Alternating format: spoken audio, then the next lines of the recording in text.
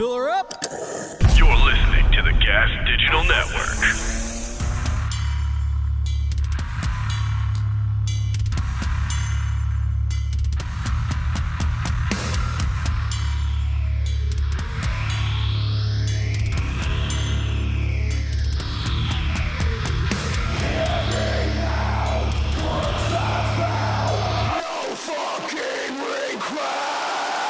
With Robb Flynn. What up? What up? What up? Podcast party. People. Keep on turning. How you doing? How you living? How you feeling? Look at my hair. My hair's all super curly today. Got some waves. I got some waves here. I'm looking at my Zoom cam. It's all wavy in my face here. Oh, yeah. This is a darn good podcast, I gotta say. Dee Snider is a great guest. Man, what a dude is fucking on fire. Holy shit. He's got some energy, man. He's got some fucking energy, huh? No, yeah, it was good. We had a couple little hiccups with the Zoom link. He's in Belize. He's in the Caribbean, so the Wi-Fi isn't that great. But, hey, we got a great interview out of it. I think you're going to really like it, man. I think you're going to like it. You know Dee Snider, Twisted Sister, whole vibe. Man. Yeah, so what a crazy story. I wish I could have had 2 more hours with him because I had so many other questions. But we just kept on freezing. So, yeah, you get sometimes with these big stars, you take what you can get. And so I took what I can get. Got an hour out of him. It was good. It's a fucking quality hour. Man, this motherfucker, it's nuts, the shit that... There was so much shit we could have gotten into that we, didn't even come close to. So I guess we'll have to have a part 2. We'll have to have a part 2 of Dee Snider. Let's see. So now I got my... Look at this. Podcast topics. That's right. I'm a professional now. I'm a fucking professional. I actually write topics now that I'm going to talk about on the podcast. We just did the Supercharger playthrough.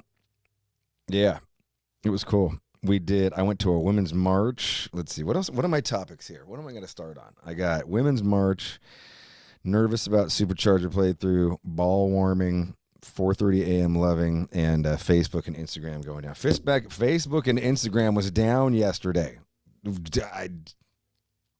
I immediately went onto Twitter, and the first thing I see is the tweet of God, which is awesome. If you're on Twitter, follow the tweet of God. Hella fucking funny. God damn, that dude's amazing. And he's just like, Facebook and Instagram are down. Now is a great time to reconnect with your soul. It's just like, it's perfect. It was just perfect. And you know what? It was great. I went to go post, and I was like, I can't. What am I going to do? I went on Twitter for a minute. And I guess Twitter had its biggest day ever because everybody was like, I can't go on to Facebook and Instagram. What the fuck am I going to do? So they went to Twitter. And then I just was off all day. And then I just ended up working around the house, set up the Halloween stuff in front of my house because I'm crazy about Halloween. I love Halloween. So we go all out with fucking all kinds of shit all over our house. And then what else did we do? Yeah, I just did that. I just did fucking shit around the house all day. I'm taking this week off from the electric happy hour. And it's kind of, I just needed a break. We've been going hard, bro. 6 weeks in a row. The rehearsals, and we had the Locust playthrough, and we had the Supercharger playthrough. So yeah, I did that. And then kicked it with the wife, hung out. It's just it was a cool, easy meal. I overate. I ate a bunch of really bad food. Probably the most unhealthy day of eating I've had in a while. I was just all I wanted to eat was fattening, sugary shit. I was like, you know what? I eat healthy all the fucking time. I'm eating some fattening, sugary shit for one day. One fucking ice cream. We went and got some Froyo. You know what that is? Froyo, frozen yogurt, bro. Froyo. We got some Froyo. Picked up my youngest son, Wyatt. from school, went and got froyo, and then his older brother was hanging out with it's his friend who's a girl, and they kiss, but they're not boyfriend and girlfriend yet, but they kiss. So my oldest son's having his first kiss. That's right. And I don't want to get too all into it, but I had to have some talks with him just recently, and kind of like, hey, she says no, it means no, and my fucking dad never told me this kind of shit, and like, this is, I wish like you just want somebody to tell you these things, so it was important. My wife and I had some talks about what we should say, and then we did. And I obviously said it numerous times now. This isn't the first. This is probably the 20th time we've said it, but it's just fucking it's just crazy that my son, we took him, got some rubbers, and I'm like, hey, might want to practice using these. He got some rubbers about a year and a half ago. So, but we've been in a pandemic. I think it was right before the pandemic hit when we did. So I was like, hey, maybe refresh, don't rush it. If you're not ready, it's cool. If she's not ready, it's cool. But just, just in case, if it becomes a thing, you're ready. You don't want to become a father at 17. So that was kind of cool. Kind of, it's trippy. My wife's all freaking out. She was like looking out of our bedroom window. They're kicking it in the backyard, and she's like on top of him, kissing him, and she's like, "Oh my God, my baby boy." Good stuff. Good stuff. Yeah, love is in the air. Young love. They want to spend each other. It's funny, like young love, they want to spend every fucking moment of their lives with each other. I'm like, Ginevra, like we've had enough for today, right? Like she's like, yeah, we've had enough for today. I don't need to spend any more. Yeah, exactly. Like we're good. I'm going to go do my thing and be me. And but when you're young and in love, they can't get enough of each other every fucking moment. I went to the Women's March on Saturday. There's a big, massive nationwide march for abortion rights here in America. In the United States, all 50 states had marches. There was literally, hundreds of marches in all the main cities. A giant march. Fucking Texas is where all this bullshit's going down. They're trying to take away the right for women to have safe abortions, because women are going to get abortions. But they're just trying to take away the right to safe abortions because they're a bunch of fucking religious cocksuckers. And, man, women were pissed. And, I guess the Supreme Court let it go. I'm not exactly sure how it went, but they let it go and kind of stay in place, I guess. And then they organized a march, but it was for like a month later. And I was like, man, I hope people turn out. But it was fucking massive turnout all over the country. And so I went to one here in Martinez. I put some pictures up of it on my Instagram. And so if you've already seen these pictures and read the story, then, you can fast forward over this part if you want. But it was good. It was a great turnout. Thousands of people, several thousand people. A lot of men stepping up and hanging out. I took pictures of some of the best signs, and I got recognized. One of the first pictures I took, they're like, "Are you Robb Flynn?" And I was just like, "I am." They're like, "Oh my God, we should be taking a picture with you." So they took a picture with me. And but then, just went and chanting. We marched all the way through downtown Martinez, and then at the end of it, near the end of it, we went into the center of Martinez to the plaza, which is kind of like the town square of Martinez. And they let people speak for a while, and they just kind of talked about, the organizers talked about it and what it means, and they brought up some people to speak, and some of the younger ladies speaking were powerful, but man, some of the older ladies, it was just, dude, it was fucking horrific. These stories that they were telling about the pre-legalized abortion world, because it doesn't mean just it wasn't happening. It just means it wasn't safe and legal. So one of the ladies, she's older now. She told this story about, it was fucking horrible. She gets pregnant, and as she goes into her third trimester, her baby dies inside of her. And she goes to the doctor and she's like, the baby, I really think the baby's dead. I don't feel it moving anymore. Like, my hormones are kind of starting to change. Like something's wrong. And the doctor's just like, does all the checking and they determine that the baby's dead. And he's like, well, you basically just have to let it, come out on its own. She's like, how long is that going to be? She's like, well, you're going into your third trimester, so you've got another 3 months. And she's like, 3 months? Like, I don't want to have this dead baby inside of me for 3 months. And he's just like, well, with the laws and this and that, and she's like, no, she goes, I need another fucking opinion. She like goes to all these other doctors, goes to all these other fucking doctors. All of them say the same thing. They can't do it. Finally, this goes on for, almost a month. Finally, she finds a doctor who's retiring.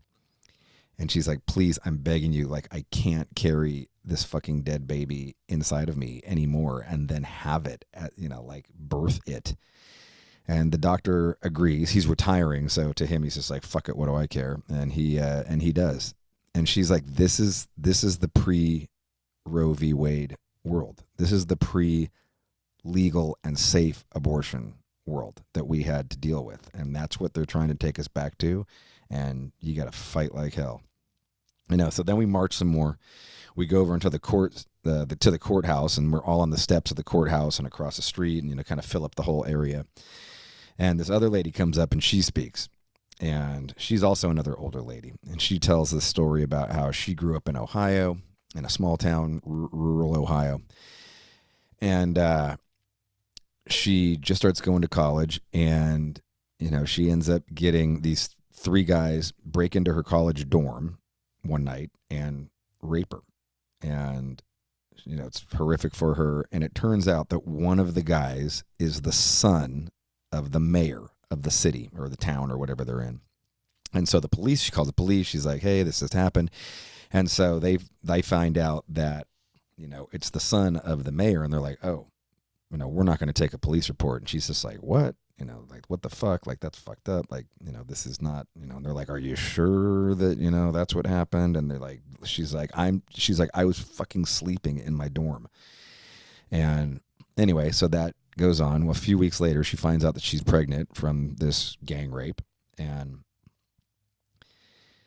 she goes to the doctor and she tries to get an abortion. And the doctor says, well, let me see the police report. She's like, well, I wasn't able to get a police report taken because one of the people who did it was the mayor's son. And, so she goes to all these different doctors. At the time, I think her parents had moved to California. So then she goes out to California to try and get an abortion where it was more legal. And they won't do it because there's no police report and all this stuff. So finally, she ends up going to Mexico. She hears about a place in Mexico, and she goes and gets a abortion done in Mexico. And then she goes back to Ohio where she bleeds for 3 weeks just nonstop and nearly dies. So, on top of this horrific scenario that's going on top of getting gang raped, on top of not being able to get abortion, politics with the fucking police and the mayor's kid. Now she gets this abortion done and now she's bleeding for 3 weeks. She finally gets an emergency medical treatment because now she's been bleeding for 3 weeks, and they fix her all up and, give her the, just the medical care that she should have gotten to begin with. And it was just, dude, fuck. I mean, what these women went through was fucking horrific.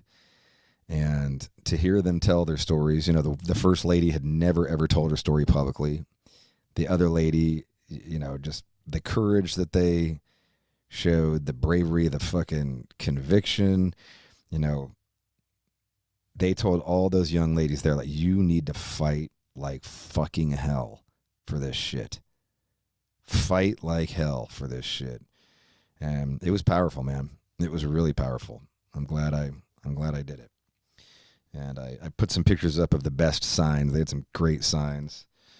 You know, thou who hath not a uterus should shut the fucketh uppeth. Shut the fucketh up. Fallopians 13:13. You know, it's all like in biblical verse. You know, because that's what all this bullshit comes down to, is all these fucking wacko Christians trying to shove all their fucking bullshit down our throats. And, you know, so then on the way out, I went to there's right as I'm walking back from the march. You know, the march was pretty far away from where I parked, so I'm walking back. And as I'm walking back, I had walked through a car show to get through there, like an old school car show. It's fucking badass cars. And I was like, oh fuck. So I walked back and I wanted to find it again because I was like, I want to go see that car show. It was killer. They had old Fords and old Corvettes, all from some shit from the 40s and the 30s, all the old gangster cars with the suicide doors and the fucking suicide windows, and like, oh, it was rad. So I put pictures of that up too, if you haven't seen them. And then, and this was on, what was this? This was on Saturday. Yeah, the march was on a Saturday. And then, and the day before that was the Supercharger. So Machine Head's fourth album is called Supercharger. And it's not our most like, I think many people have called it our worst record ever. I think it's tied with Catharsis for our worst record ever, with several douchebag people. And you know, but this one, you know, this is the one that I think most people would probably vote as like the worst. And we were like, fuck it. Jared and I were like, hey, it's the fucking 20th anniversary. Like, we're going to play this fucking album in its entirety for a happy hour. Fuck you if you don't like it. And so we did it. And that was this last Friday. And I got to say, man, fuck everybody who thinks that.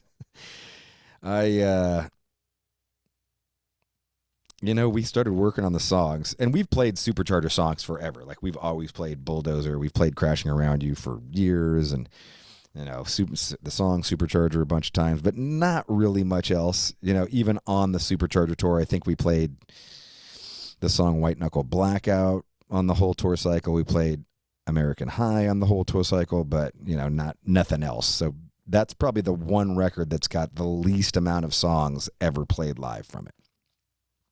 And, you know, honestly, I don't really listen to our old records ever anyway, any of them, unless I've got, you know, like an Electric Happy Hour where I'm playing the whole fucking album and I got to learn the songs again, which is what I've been doing a lot lately since, you know, we're still in the pandemic and it's kind of hard for us to tour with international members. And so Jared and I have been doing these things every Friday called Electric Happy Hour, in case you didn't know, and they're fucking awesome. We get like 1,000, 2,000 people. Sometimes we get 3,000 people watching them, and it's a great vibe. Drink beer, fucking jam on some songs. You can drink beer, hang, fucking rage, whatever.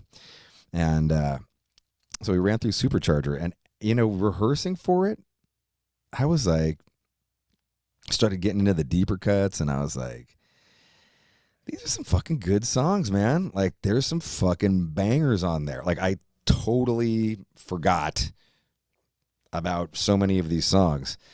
And it was just really cool to go and refresh through it. And, you know, they're very drum-driven, these songs. They got some good riffs, but they're very, like, grooving and drum-driven.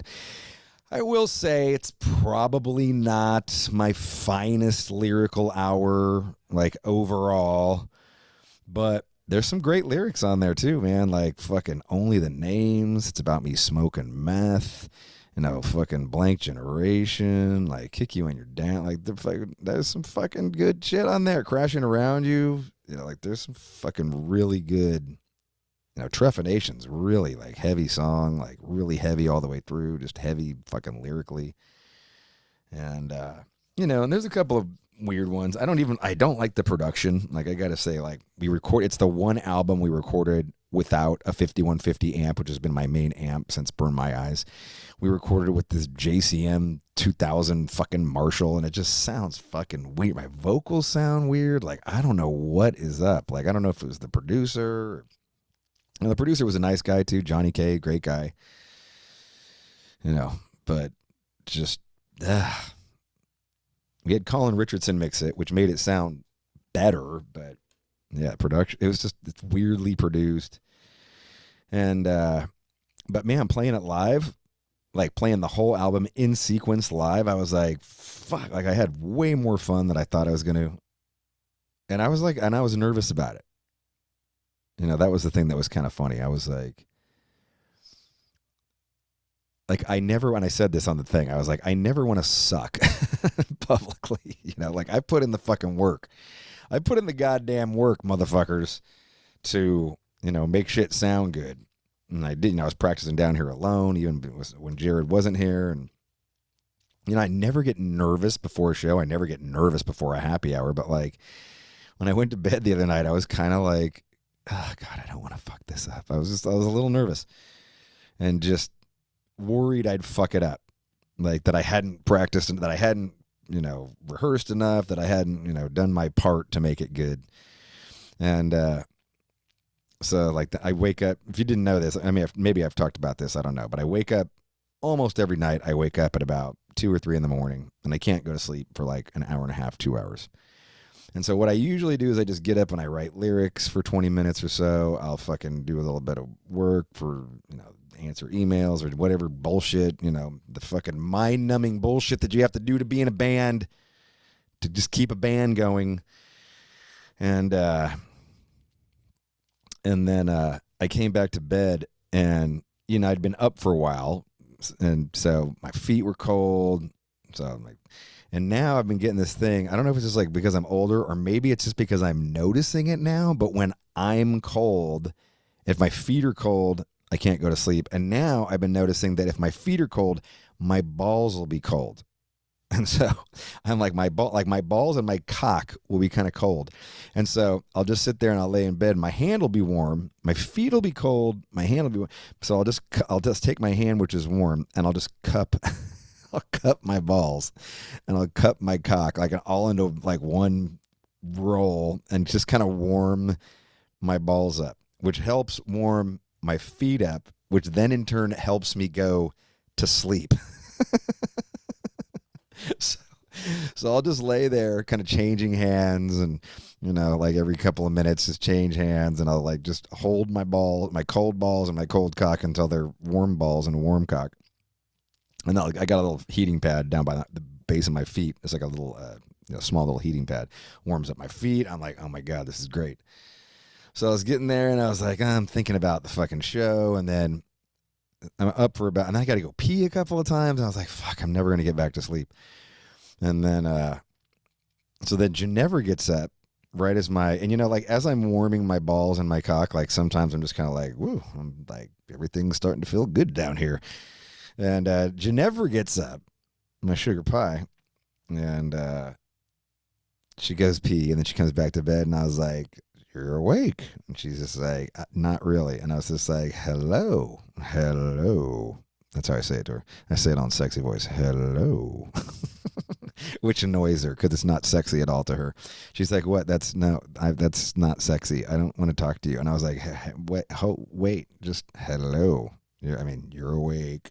I'm awake. She's like, I'm not awake. I just went pee. I'm like, what's up? I was like, so I start snuggling up behind her and like spooning her, and she's like, oh, why not?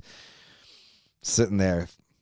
Next thing you know, we're having a little 4:30 a.m. loving. I was just like, all right, the balls are warm. Everything's warm now. We're done. And like, I'm just like, oh my God, I just fucking go to sleep so fucking, I'm not nervous anymore at all. Like I go to sleep like a fucking rock. I'm like, sleep till like 8:30. I'm like, oh my, that's like sleeping in for me, 8:30. So it was fan-fucking-tastic. And then I woke up and I was all in a good mood. I was like, all right, we're going to fucking kill the Supercharger thing today. I was like, killer. So it was good vibe. Me and my sugar pie are coming up. It's going to be the 30th anniversary of Machine Head next week. And Ginevra and I are going to have the 30th anniversary of us getting together in December. How about that? Machine Head and Ginevra and I getting together are 2 months apart. 30th anniversary. It's a long goddamn time. But I still love that girl. We have some good loving. I'll tell you that. She's amazing. I try and get her on the podcast all the time. I want her. Oh my God, I want her on this podcast so bad because she's such a badass, and she's tougher than the toughest dude you know. And fucking had the craziest, fucking hardest life of anybody I know. Like, just, it's amazing that she's, this incredible person that she is. And, but she won't. She just constantly refuses. Wait, I don't want to go on there. No, just come on. What I want to do is I want to get her on the podcast and do a whole series of podcasts on her story.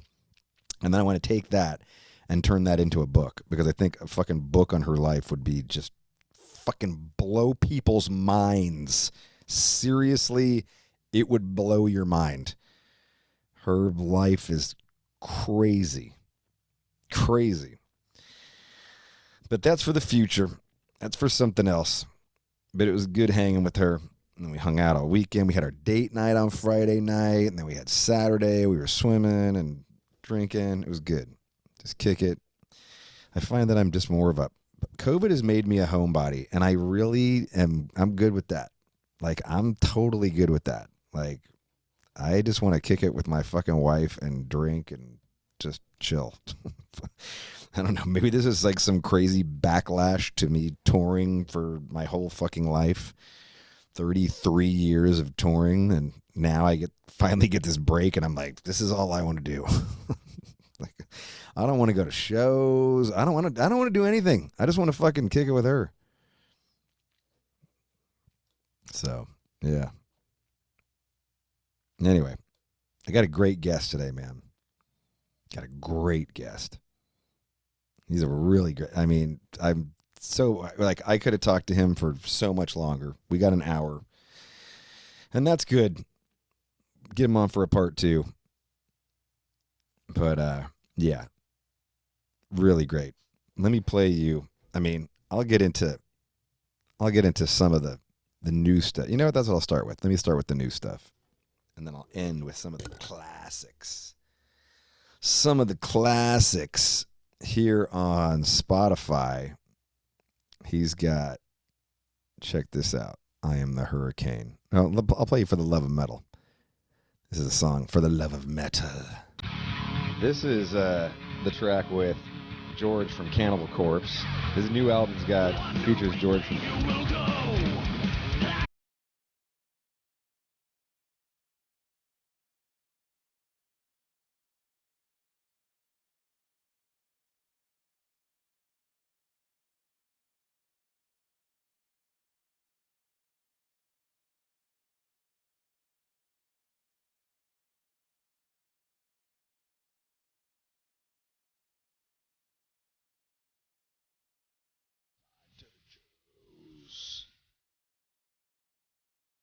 Banger.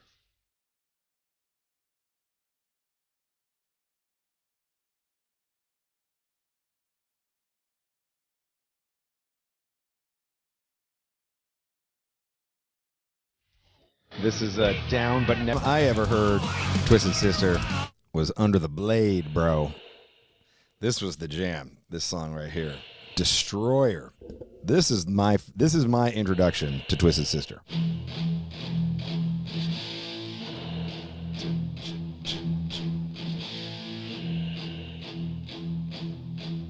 This is heavy.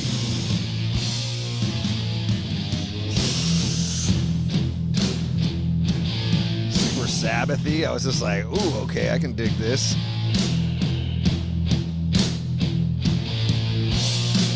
This is, when is this released? What year is this? 82.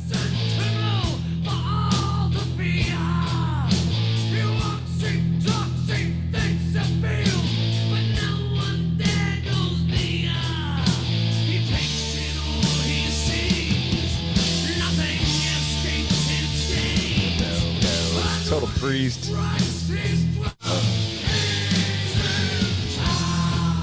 me see. Let me get to the chorus.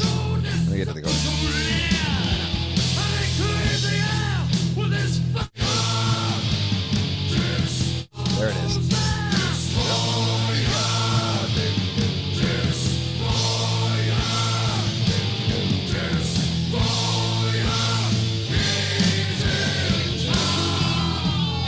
So good. Shit's heavy as fuck, bro. Heavy as fuck.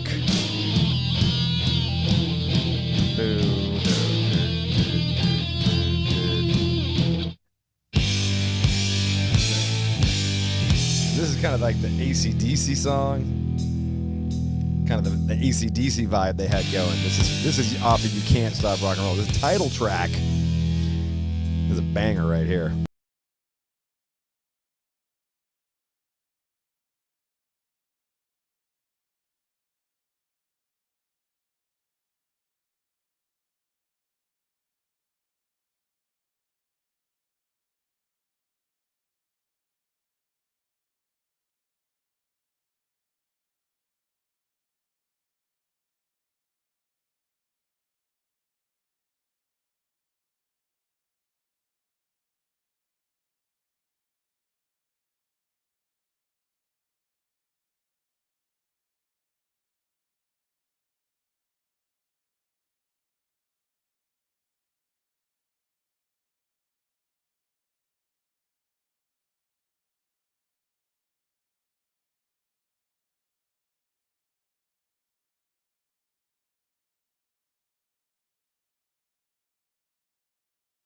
Is Burning Hell off of Stay Hungry.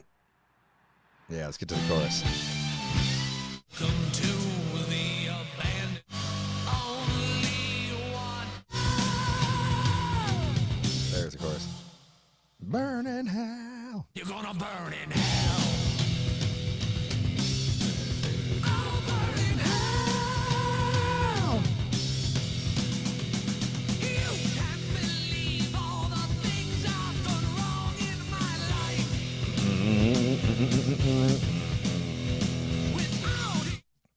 Of course, everybody knows this song. This is their biggest song. We're Not Gonna Take It. Many politicians have tried to use this song, and they're like, fuck you, you ain't using this song. Donald Trump tried to use this, and they were like, fuck you. You ain't using our song.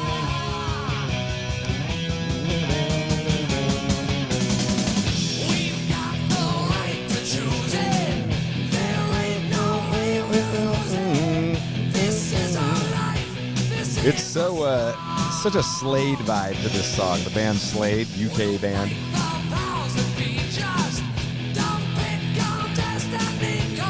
But I tell you what, this song's rocker too. Stay Hungry. This shit was like thrash back then. For 84, it was fast, heavy. So I tell you what, ladies and gentlemen, I'm gonna leave it with this because this song's called Stay Hungry. You gotta always remember that motherfucker. Stay hungry.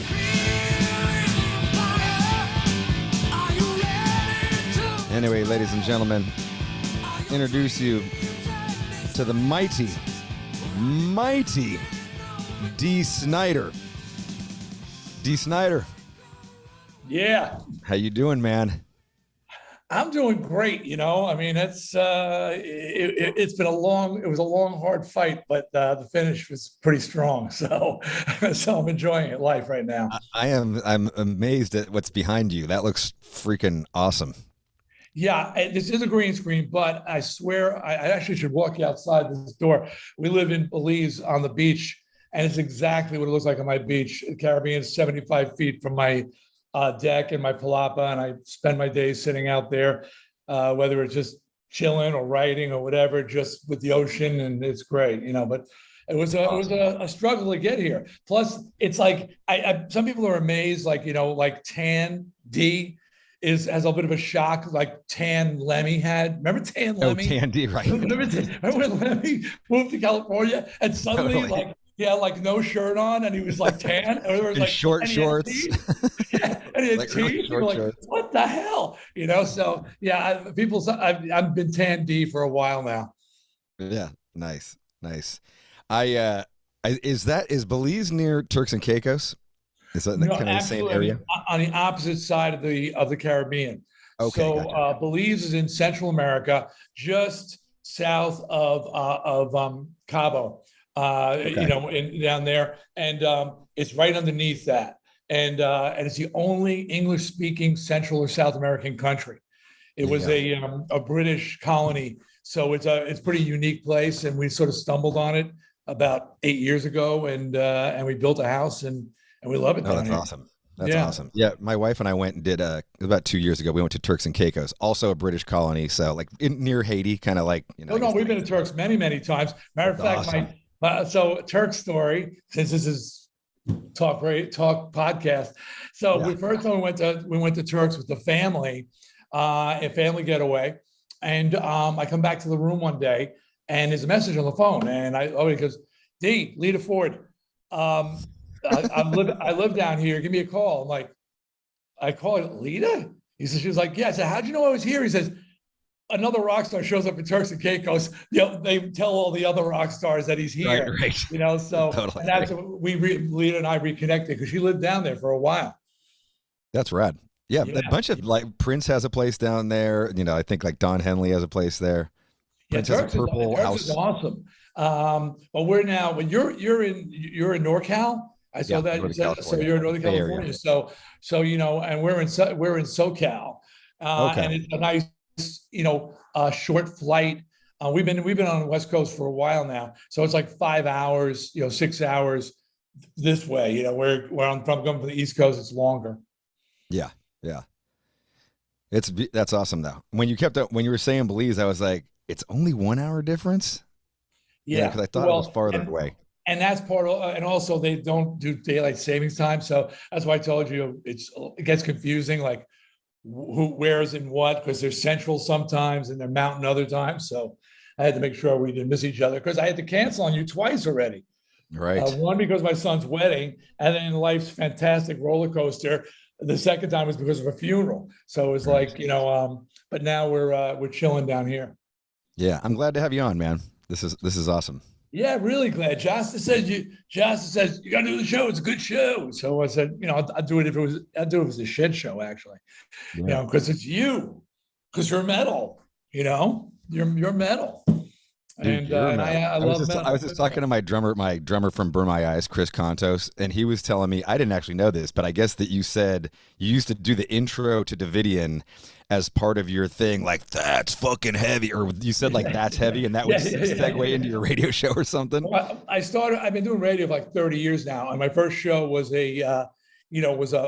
just a Sunday night metal show on Long Island, broadcasting the fish, as he used to say, because we were on like the North Shore of Long Island. So like half of it went to Long Island, the signal, and the other half just went into the sound, to the ocean.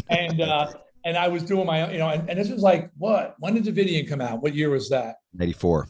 Yeah, 94? 94. So that's when I started doing it. So, and the first time I heard that, it was just let freedom ring. I was just like, damn, this is fucking hard, and so my show was called Metal Nation, and I remember adding that song and just loving you guys. Oh, that's awesome, man.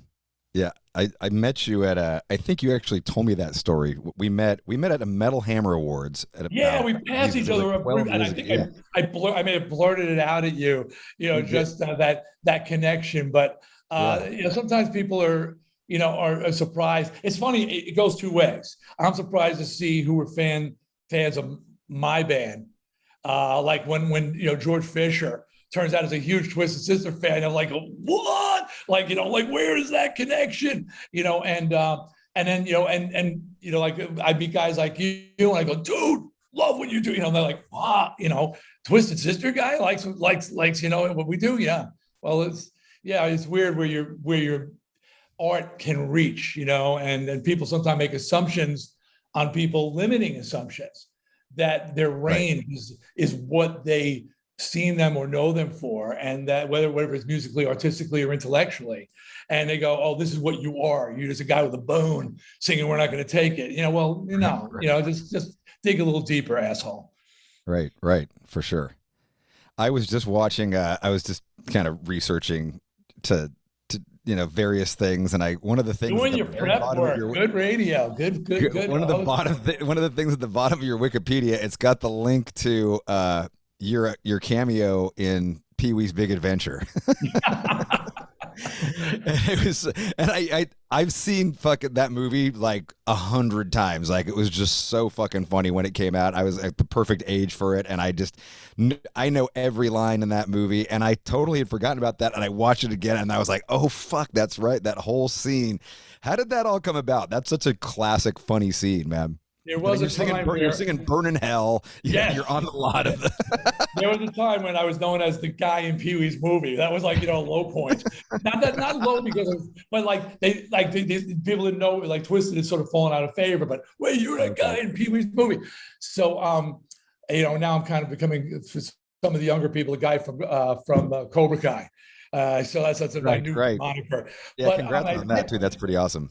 People don't know is like Pee-wee was like a college crowd comedian in the 70s. Okay. He was playing the clubs, and he was just, he was just eccentric and weird, just, and was not a kid's thing at all. And I was a big fan of his. And it was he was in that character.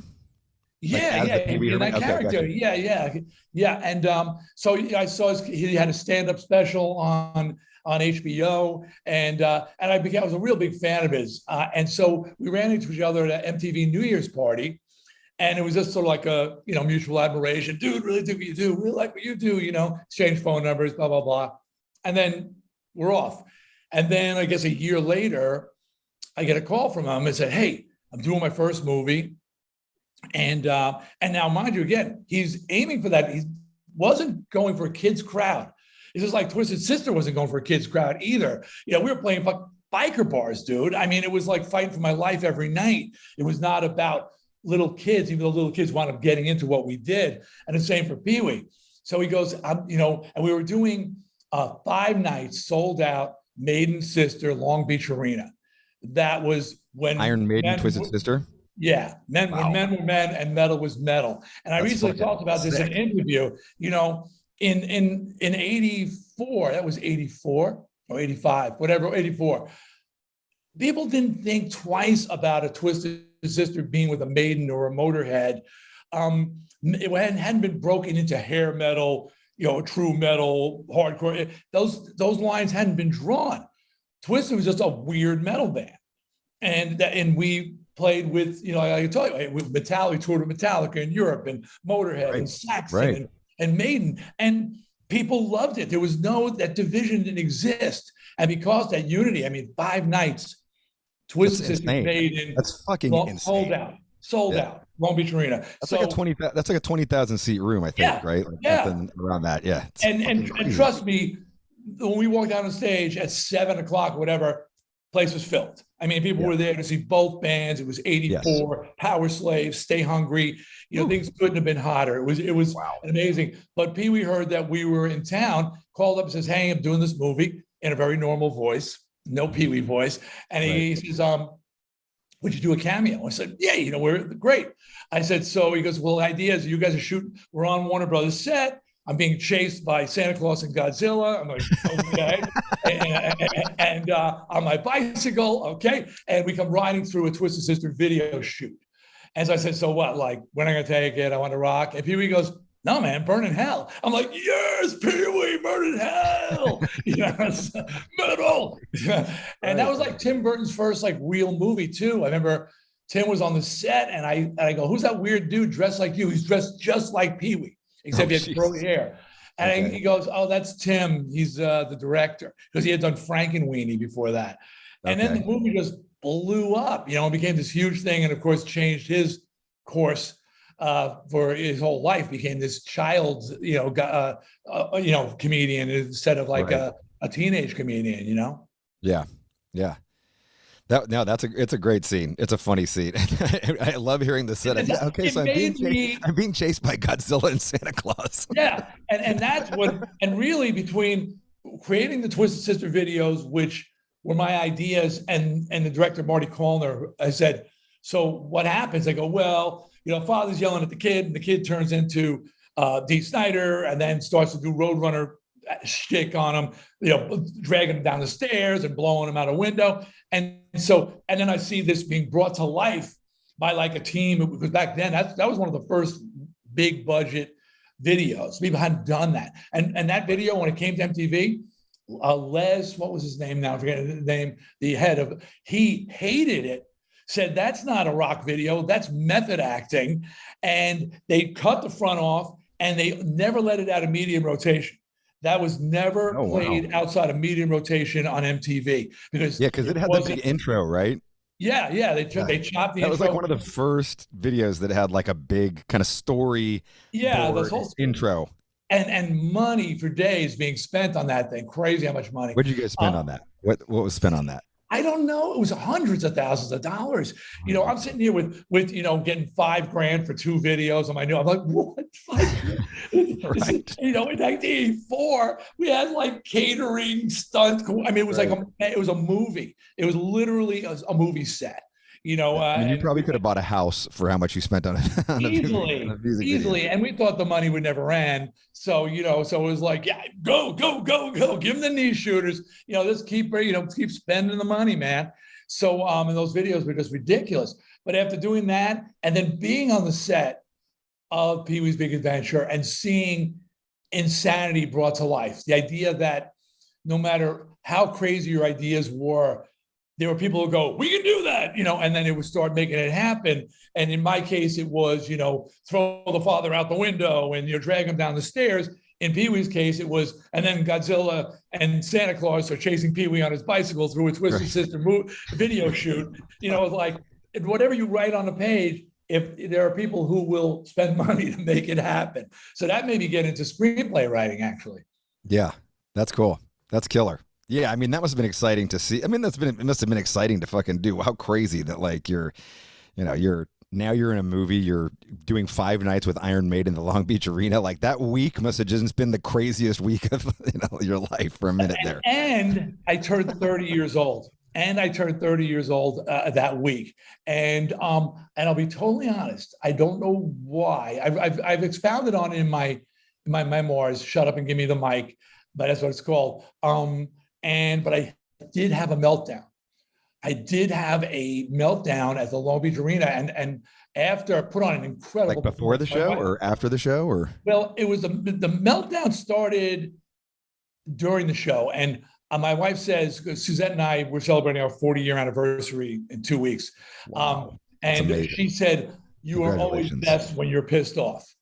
Like if you're mad when you're going out on stage." That's the shows you want to be at. That's Dee on fire.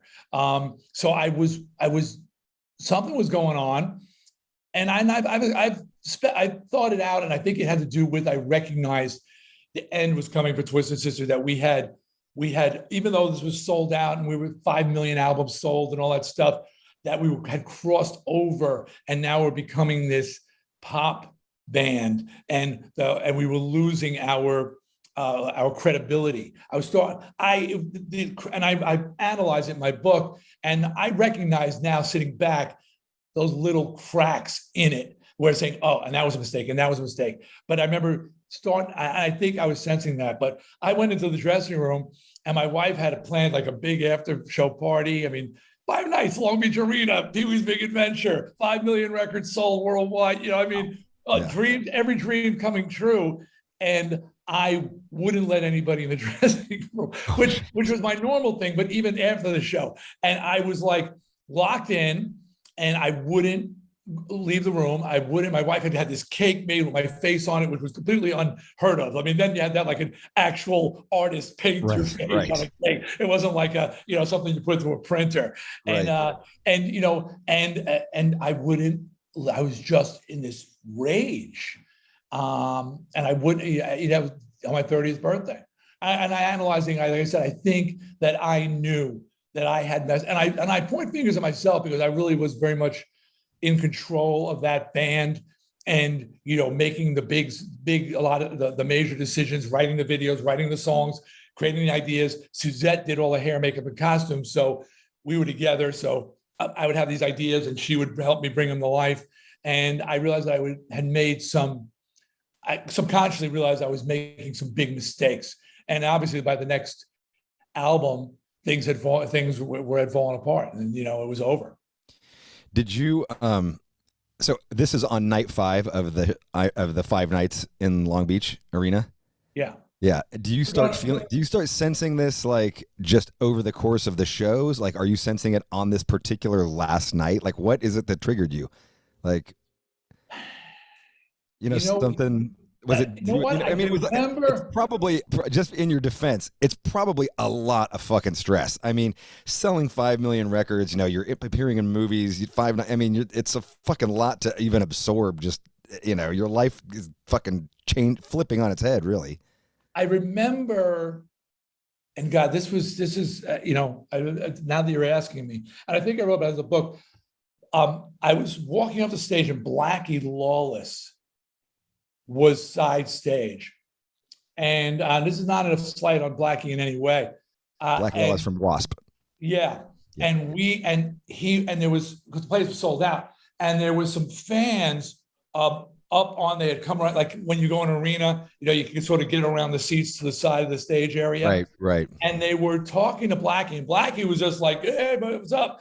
And as I was walking by, I heard a guy say, "You guys should have been opening tonight, not Twisted Sister." And the way he said it was with a disdain that I didn't expect. Oh, a fan said that to you?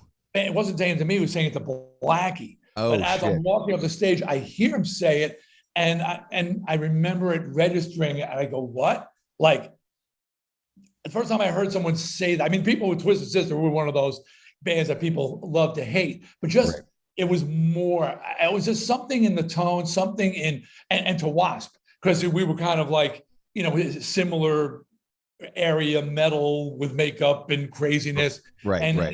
I wouldn't be an either or. It wasn't like they were saying it to Dave Mustaine. You know what I mean? It was like saying if they said to Motley Crue or Wasp, or we were similar bands. So why are they talking with that kind of disdain about my band as I'm walking by? And I remember it registered with me. I don't think that was the only thing, but there was just a number of. But it just kind of set you off. Yeah. It probably puts you in a bad mood walking onto stage. Like, yeah, but I was like walking off. So I had already, like, I remember my mic stand. Oh, this is that you're walking off. I thought you said you were walking on. Sorry. Walking off. Gotcha. And I had already been in a rage on stage, and I didn't know why on my 30th birthday. And so I just think this was just adding to just things where, like I said, as much as the glory and the money and success and the dreams coming true and all that stuff, something was percolating inside of me that this was, I don't know. Because my 40th birthday, I was broke on my 40th birthday. I remember wearing a pair of Depends at my party. Why would you? 40 isn't that old. Like, why? Yeah, I had 40 just for fun inside my head. At my 50th birthday, my 60th birthday, I've been like, I'm 66 now, and I'm like, I'm 66'6", the most metal of ages, and so no, I've never been affected by age, and yet here that night, 30th birthday, Long Beach Arena. Maybe you feel like there's a part of you that's not, you're losing your youth, like going into the 30s is kind of like, I'm not in my 20s anymore. Like, I can't even think, like when you're in your 20s going into your 30s, you think like, oh my God, I'm over the hill, right? Like, it's so stupid.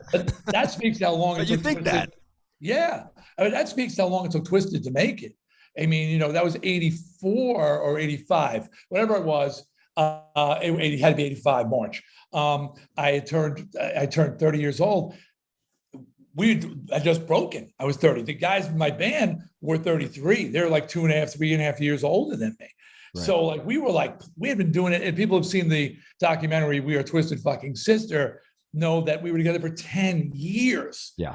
We get one thing I love about that doc is that we get a lot of people who get to watch it say, people have said, I wasn't a fan, but respect, man, respect, because they at least appreciate that we didn't just jump on a bandwagon. We built the bandwagon. There was kids had taken their makeup off. Nobody was wearing makeup, and we're building a bandwagon so others can get on it. We were insane. Yeah. We were insane. We refused to change, give up, adjust, or anything.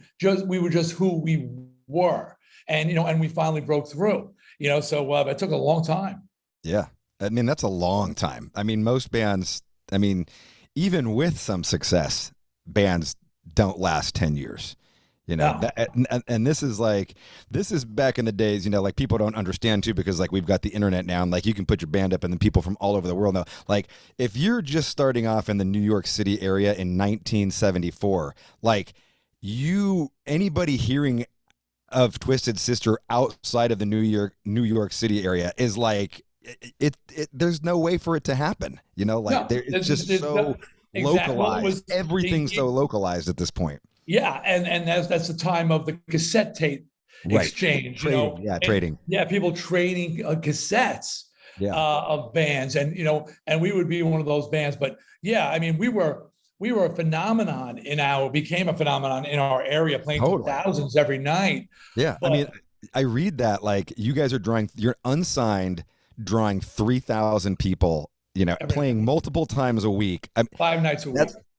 That's unfucking believable. Like that's crazy numbers. Yeah, what's that? In three states. States. Yeah, there was a local amusement park that did like a free concert series, and every Thursday during the summer they would have like a local band, and they were doing 300 to 500 people. They got Twisted to play, and 23,000 people showed up. Holy shit! 23,000. And this is before record deal. Yeah, before record deal, 79. Fucking crazy.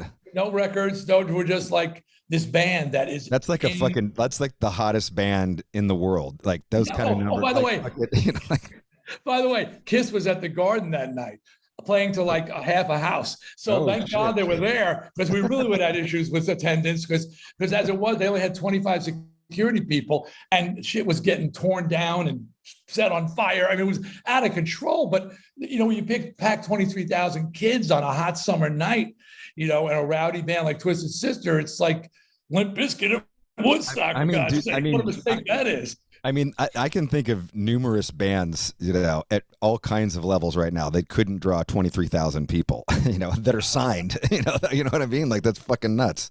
That was part of the thing with Twisted. We had so much regional success. I mean, we had bodyguards, again, bar band, the clubs were being built to fit our audiences. So we had bodyguards, and we had to have unlisted phone numbers and all this. Like we had this fanatical following in a regional area. When we finally got signed and started touring, it was no big whoop. We had done our demos in Electric Ladyland with Eddie Kramer, and so amazing. I mean, what's bigger than that? We had played at the local arenas and theaters. We had sold out the local theaters of 23,000 people come see us. So it was a long time before we stood in front of a crowd that was bigger than something we'd already played as an unsigned band. Right. So it was actually like that incredible joy that you guys all get to feel. For Twisted Sister, we fought so long and so hard. It was just like, well, it's about time. I mean, it became that kind of attitude. Like we were 12 months pregnant already by the time the band broke, Yeah. Yeah. And from pretty gnarly beginnings, like I always like when you guys are coming up, you're starting off, like you're saying, you're playing biker bars, and like, that's not an easy gig, playing literally bars. Wearing women's clothing, Right. Literally wearing women's clothing, which possibly, correct me if I'm wrong, but might work in your favor, because like everybody's such a fucking badass at a biker bar that like they're like, you're not really threatening in some way, or maybe it's the opposite. Maybe they're like, fuck this fat, whatever this guy. Well, I mean, it's a double. It was double. One, if you look immediately, you see someone like walk in like that, wearing Davy Dukes and like stockings and heels. And and like it's the 70s, like isn't like Aerosmith and like the New York Dolls are like, this is sort of like around mid-70s, style, right? Yeah. Well, no. The glitter thing is over. So we're coming out of like Bowie and Alice and the New York Dolls. That's over, dead and done. And in '76, I joined the band, and I'm refusing to let it go. So you walk in on one half, they go, this guy must be out of his freaking mind. And there's a certain respect for that. Just the audacity of walking around like that, and getting arrested like that, it takes a certain level of insanity. But then there ultimately be once the booze starts flowing, there's always be someone that want to challenge you. And I'd be off that stage every freaking night in a fight every night, doing lead singer and security for the band, because you couldn't allow it's like a Doberman. They'll try and turn on you. You got to smack them down. To keep them in line. Like if you allowed one person to get away with calling you a fag or throwing something at you, it would just, then others would go, oh, we can do that. So the minute the whole crowd could be like, it's okay to do this. Yeah, and then you're getting your ass kicked by a guy wearing a negligee and going, how do you explain that to mom and dad? You got a negligee on. I thought it'd be a lot smaller. And but the clothes. I always say the clothes are like that. Yeah, that's probably the most humiliating part of it. That's the most humiliating part of it, right? Like the guy in Daisy Dukes and fishnets beats your ass. You gotta lie about it in that case. You can't tell the truth when you go home. Look, he was pretty big. He was really tall. Yeah. Well, I would say the clothes. I always got bigger when I got closer. People go, wait a second, he's growing. He seems so small up on the stage. I can squishy his head, but now he's here and he's, oh my God, he's on me and he's punching me. What the fuck? That's wild, man. I mean, that's wild that you're dealing with that. Just to play a fucking rock show. Yeah, but and that's and I wasn't. Like I became a tough guy because I sort of had to, but it was just sort of like, what is the deal? Like, if you don't like it, leave. I mean, yeah. But to stay and fuck with the band, and I mean, I'm not alone in this. People get this all the time. Bands up there on stage, you got to fight back. You got to push back. But to me, that crosses the line. Again, you don't like it, change the station. You don't like it. Leave the theater. You don't like it. Go grab a beer. Go. Yeah. But to go out of your way to fuck with them, well, then I'm gonna go out of my way to fuck with you. Yeah. Two-way street. When do you start dressing? In women's clothes and costumes. Women's clothes. Yeah, like when is it like the Bowie, Alice Cooper, like that kind of glitter New York Dolls moment? Is that like when you see this and like you get the light bulb goes off? Yeah, Twisted Sister formed in '73. I wasn't in the band then as like an offshoot of New York Dolls. They were like, whoa, JJ was there for that band and they wanted to be like the New York Dolls. Yeah. So I liked, and the thing is, I loved like Cooper, Bowie, T-Rex, Dolls. I love that glitter. They called it glitter back then. But I also was like this metalhead from, I'm like day one Black Sabbath, day one Grand Funk, day one Zeppelin, day one. I had these albums when they came, I was like the first on my block. So and it was called hard rock back then. Right. So, but I was like part of that community, but I also liked the glitter and glam. And so when I started writing for Twisted, I tried to combine both. But I love the theatrics of dressing up, and just being something you're not, looking different. Just, appearing alien. I love that about these bands, that when they walked out on stage, they look like aliens. They're creatures from another planet. And I wanted to be like that as well. So when I joined, are you in a band prior to Twisted Sister? Yeah. Had a band called Heathen. Okay. That was a Heathen, but we never even played out. Before that was a band called Peacock, and that's how Twisted found out about Peacock. I joined them. They sucked. But I played 5 nights a week out in the bars, 4 sets a night. It really gets your chops together. Fuck yeah. And the Twisted guys heard about me when they were looking for a singer. They heard, hey, there's this kid in Peacock. How old are you when you're in Peacock? Like 18? 19 years old. Yeah. Yes, you're out of high school. Yeah. Yeah. So I'm playing bars. I'm just doing the club thing. And then I get joined Twisted. And Twisted, now this is 76. They're getting ready to abandon the glitter glam look. It's dead. It's dead. And I'm like, no, this is awesome. So I keep, and I've just embraced it and dressed up. And then I met Suzette. I joined Twisted in February of 76. I met Suzette in April. She was 15. She came into a club to see the girl group, and it wasn't a girl group. And I laid You guys were the girl group. You guys and I was like, oh, damn. And then I found out she was 15. I was 21. Her family's a mob princess too. Family threatened to kill me on the first date. It was fantastic. But we've been together 45 Say that last part again. She was a mob princess. Mob princess. Yeah, her family's the mob. So I showed up for the first date, 21, wearing pants so tight you could tell I'm circumcised. Okay, I mean, like it's like, oh, you know, and I come like rolling in, you know, the big brown afro, residual makeup from the night before, like, yo, what's up, you know, and they're like, what's up? Sit down. We're gonna kill you. I mean, they literally. It was like I was meeting the Sopranos. It was like just walking in. Is this hot Italian? You know, guys know Italians. There's a reason why, you know, Romeo and Juliet. Juliet was only 14 in that story, and they're talking, and her mother's saying, you got to get married soon before you're an old maid.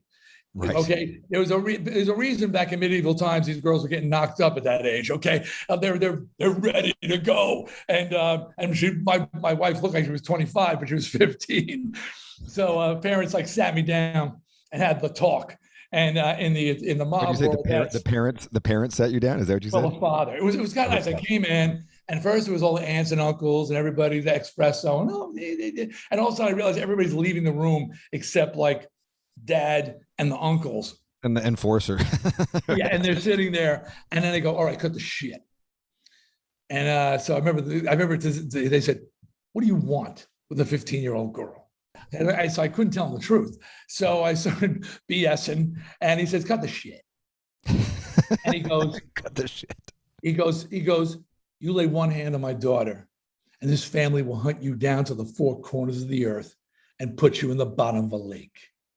Do you understand what we're saying to you?" And my skin tight jeans were baby blue, but I had a dark blue stain that was growing right around the crotch area at that point. And I remember my brain going, "Oh shit, Snider, you really are in it," because I was already like gone. I saw her, and it was just, well, look, 45 years later, it was something, you know, besides that she was just like smoking hot. And I said, "Yes, sir, I understand what you're saying." And then slowly all the aunts came back in the room and everybody went back to normal. Suzette had no idea they had threatened to kill me. But I kept my distance till she was about 16. Yeah. Distance. I mean, you know, like, social distancing. Right. I was practicing social distancing before it was like a thing, you know. But she was probably still coming to the shows, right? Oh, dude. Okay, so now you got this screaming hot 15-year-old. Now, I wrote about this in my book because her parents were literally on the verge of a divorce, and it came apart right when I met her. Like, that was one of the last stands for the family. Shortly after that, Dad moved out. So I sort of fell between the cracks, no pun intended. I slipped between the cracks. And so they were so caught up in their own issues that they sort of stopped thinking about the 21-year-old rocker that was showing up every day, picking their daughter up at school, high school, pull up my Mustang, and she'd get in the car. She'd come to the club with me. She'd do homework in the back room. I feed her. I remember writing this down going, this really sounds really fucked up. Even when I write it down, I make sure she ate, and I helped her with her homework. And nice. And then I take her home at like 4 a.m. And then she'd get up for school. And the next day I'd pick her up after school and we'd do this. It's like she came every night. That's crazy. To the clubs with me. That's so to the clubs for like a year. She didn't never got out of my sight. I was like so obsessed. Anyway, we're still together. Yeah. I mean, it's incredible. I mean, you're coming up on your 40th anniversary, dude. Congratulations. Yeah. That's fucking and as it turns out, the weird thing is, in her world, she's starting to write her own memoirs, and she's saying that she really was kind of repulsed by me. Actually, I was just like this big weird dude who wouldn't leave her alone. I was like a stalker. I mean, our dating is illegal in most states at this point now. In the 70s, well, you got to have a murder. They didn't call it. They called it dating. Now it's stalking. Right. But I just sort of got in her world and just sort of just did whatever she needed in the sense of her family was coming apart and okay, we're in this together. And then she well, a little bit known to me, she was wanted to be a clothing designer. She went to FIT, and a makeup artist and a hairdresser. And now she's got a boyfriend that wants to dress for up all of that, yeah. and have a ton of hair and wants to wear makeup. So she starts like playing with me, and I become the crash test dummy. And the guys, some of the stuff that she would make was like so feminine. And I remember Eddie Ojeda saying, "Aren't you embarrassed to wear that on stage?" I go, "Nope, she makes it, I'm wearing it." So like I just, whatever she came up with, satin silk, whatever it was, I was just like, yeah, I'm out there, baby, you know, baby pink, baby yellow, baby blue, I'm there. And then the band, that was when the band started to realize that people started to just focus on me. So then they hired her to make their clothes as well. And then she just did it for her entire careers. She did the Bone logo as well. That's Twisted Bone logo in like 5 minutes. One morning, I said, I have this idea for a Bone logo. And she was just woken up and she goes, grabs a pen and a piece of typing paper. And she goes, something like this. I go, yeah, that's the idea. I'll show it to the art department. We get back from Europe and it's on the exact drawing she made is on the album, on the t-shirts, on the posters. To this day, if you see that Bone logo, it is the exact drawing that she did in 5 minutes, just one morning, while she was just waking up.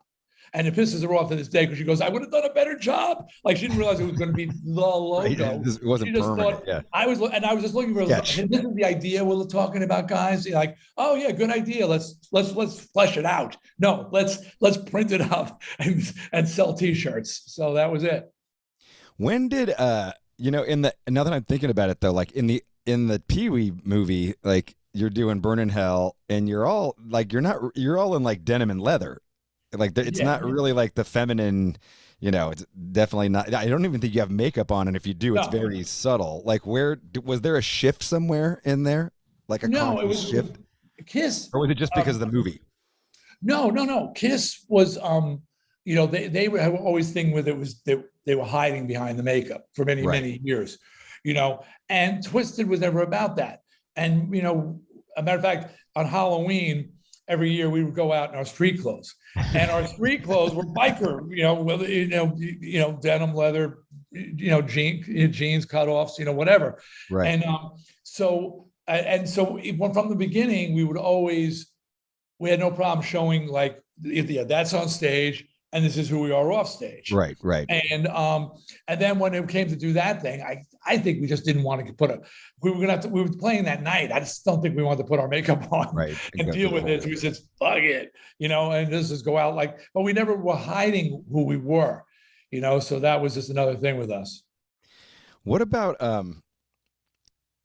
you sober through all this time? Like in the 70s, like, are you stone cold sober?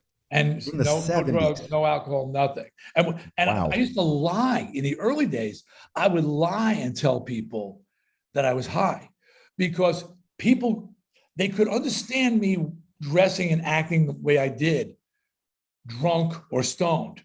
They couldn't accept it if I was sober. Like I was like, if I was high, then that explains it. But wait a second, you're not high? That's you? Normal? That's who you are? And people would go, so I would lie in the 70s, go, yeah, man, I'm really fucked up. Because they could deal with that. Yeah, like you could be on pills, you could be on weed, like, even if you smell like booze. He's wearing those garters and stockings. Whoa, that dude is fucked up. But to say, no, man, I'm totally normal. And so I was like, I kept that a secret in the very early days, only because people were so uncomfortable with dealing with me. Yeah. I mean, I get that. I can see you're uncomfortable right now. No, I'm not at all. I'm kidding. Dude, I think it's awesome. Like I'm fucking blown away, but I'm blown away that you're just sober during the 70s, like so many stories of this, all of it, 80s, 90s. You're 20 years old in a fucking band that's, super glammy, glittery, and like you're fucking stone cold sober. Like it's amazing. It gets crazy. I mean, crazy. I'd say, look, I've been with Suzette 45 years. I was not screwing around on her. And I know so many guys who, when Facebook came out, that was the end of the marriage. And you probably know some of those people by name. I mean, because all of a sudden everybody started posting pictures. Right. There are no pictures. Yeah. There are no, I was, and I had this whole, I was a pretty miserable fuck. I don't mean miserable fucker is better. In the sense that I was so obsessed and so driven, and I worked at it so hard that I would just sit in. Suzette would never come out on the road. She said I was just she hated to be around me because I would just sit in the back room or sit in the hotel room. I wouldn't leave. I wouldn't go out, and I was just like, I had this idea that I was like a hitman, and I would just wait, and then slowly unpack the gun and put it together. In my case, put on the makeup and the costume, and then go out on stage and then just rage. And then I would rock so hard that I was just wiped out. For years in my 20s, every day started with pretty much crawling to a bathtub and soaking because I was just aching. I couldn't speak because I was screaming so loud every night. I said, you want it so bad, you work so hard at it, you rock so hard, but then you're miserable all the rest of the time. And you're not self-medicating. No, you're not so you're being, monogamous, you're sober. Yeah. So it's like, you're really just there for the music. That's it. All about the moment. And then like afterwards, like if touring and the bands go, hey, we're going out to the club, we're going to jam. And I'd be like collapsed in the back lounge of the bus, whatever, going, jam. I can't even talk. I can't even, I said, how can you jam? To me, I never understood this. I said, if you have anything left in you after a show, you cheated the fans. To me, that's how hard you had to rock.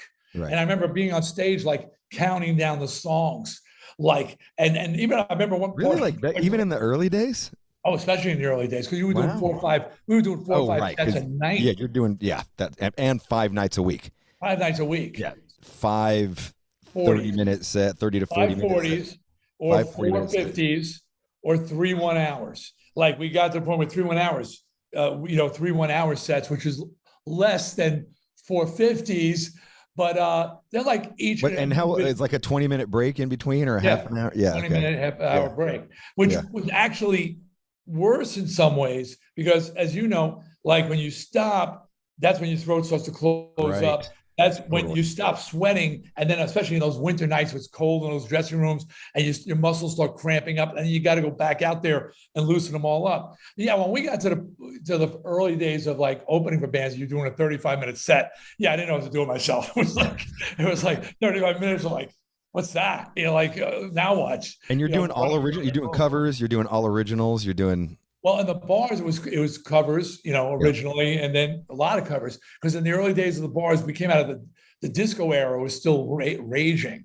So nobody wanted to hear original. Oh, right. Yeah, this would have been like the height of disco, right? Oh, yeah. Okay. Just being a rock band was like a dirty word. That's when we had our whole Disco Sucks campaign back then. And used to smash disco records and burn Saturday Night Fever posters and stuff.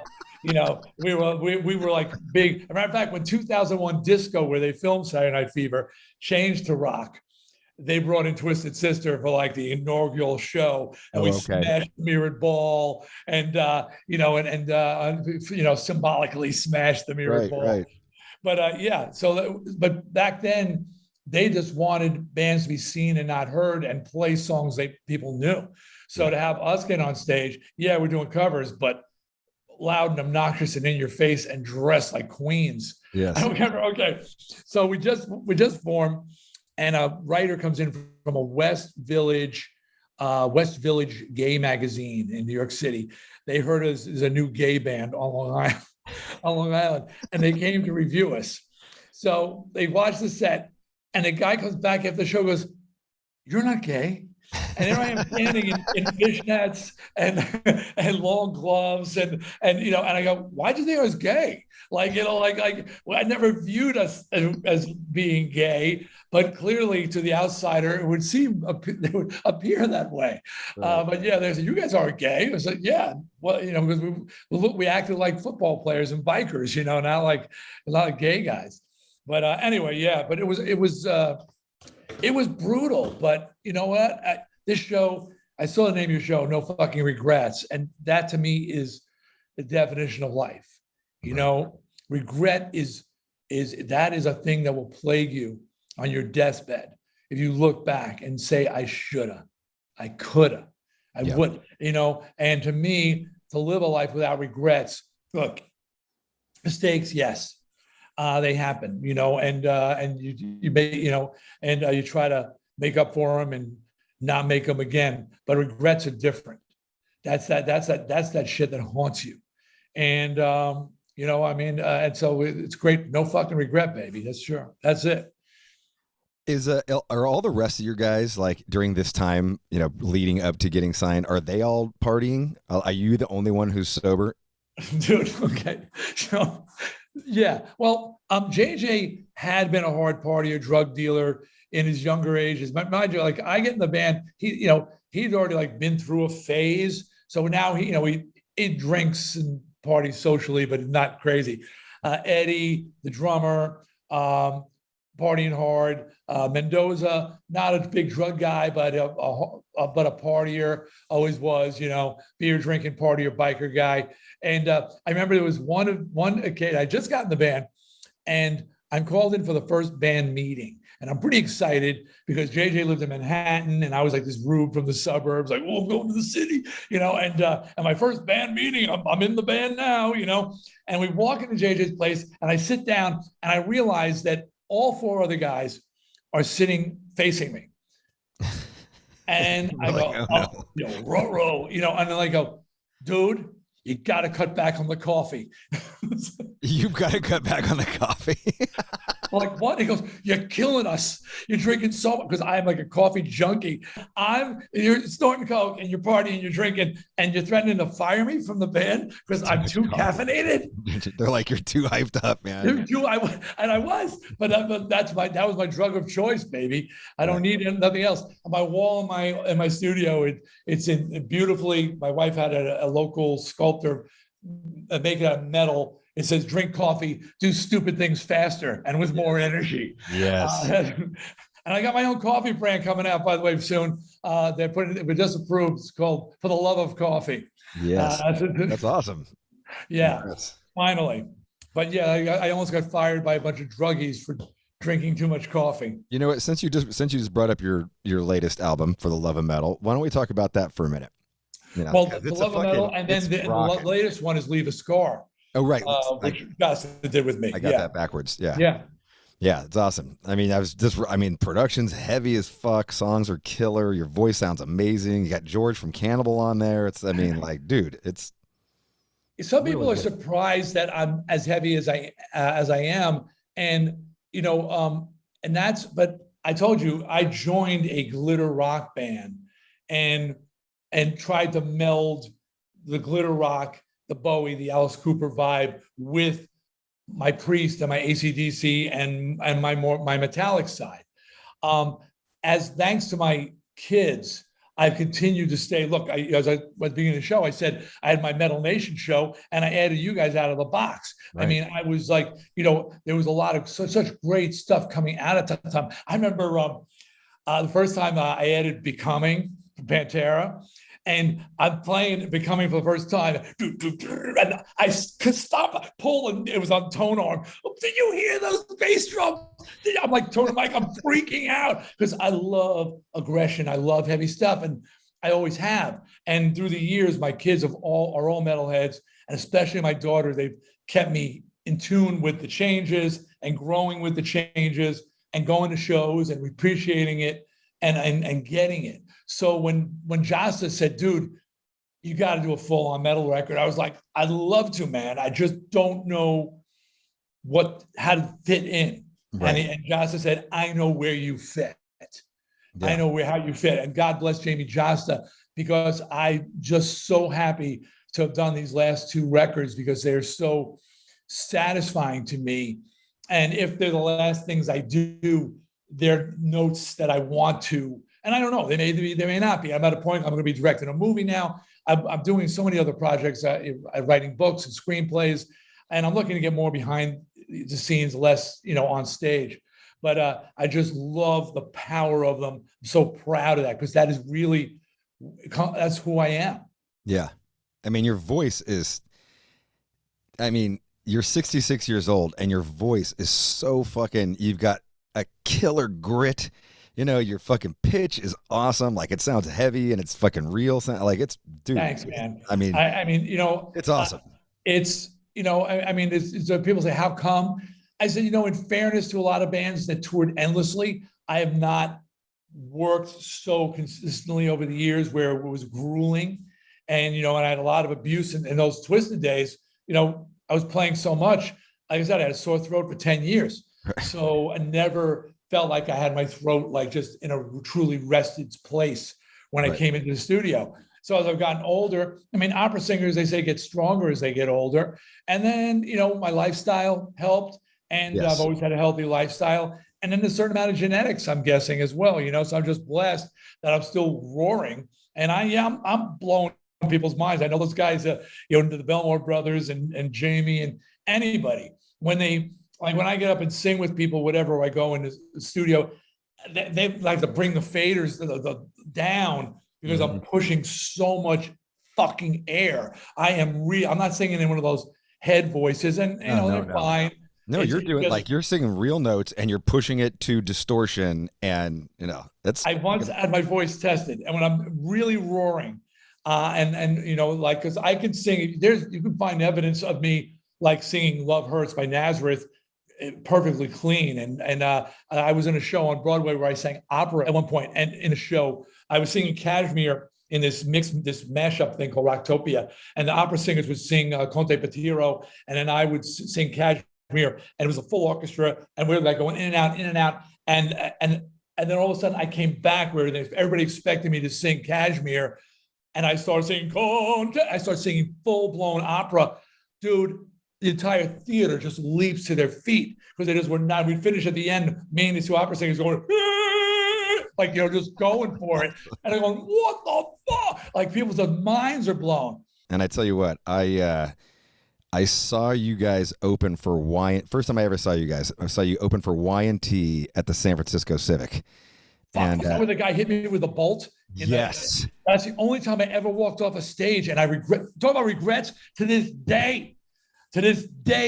But that guy was. You came back out though and fucking went off. And it's funny when you were telling that story about your wife saying how like when you're pissed off that's like the best show. Dude, you were so fucking pissed off, and you didn't. I tell this story because we went there. Me and my friend Jim were huge. We were crazy about Under the Blade. Fucking Destroyer was just like, oh my god, this is the heaviest shit ever. We were fucking loving you guys, and we liked Y&T, but like we were there for you. We had seen Y&T a bunch of times because they were from the Bay Area, and dude, you were so fucking pissed. Like, and you came back and you just fucking laid into the crowd because you didn't really have the crowd in your hands at that point. Like the crowd was just kind of like, I don't know, and I think you sensed that, and you fucking went off on the dude, and then you went off on the crowd, and like you pissed them off, but like you just turned everybody around and pulled it back in and fucking just killed it. Like you fucking killed it. Like you guys were me and my friend were blown away. We walked away like we watched like half of Y&T and we were like, fuck this. Like Twisted Sister just fucking annihilated this band. Like it was awesome, dude. Thanks, man. That was guy was throwing big bolts. And I couldn't remember what was going on. Yeah, that's what it was. One of them hit the cymbal and dented the Zildjian cymbal. And I got a bruised rib. Hit me right underneath the shoulder pad. I got a bruised rib. But I was, because that's the frustration of on stage, and this, lights, you're blinded. All right, there you go. I think Zoom's sick of me, and I got to go anyway. And okay. Anyway, it's thanks for your kind words about the new record. Tell people that it's hard because your community, I think, would appreciate what I'm doing and the power of what I'm doing and my dedication to our music and my love, the love of metal, man. That's why we call that album For the Love of Metal, because it's really there. It's true. Yeah. You're a metal motherfucker. Right there, though. The mighty Dee Snider. You're on No Fucking Regrets. No fucking regrets! With Robb Flynn.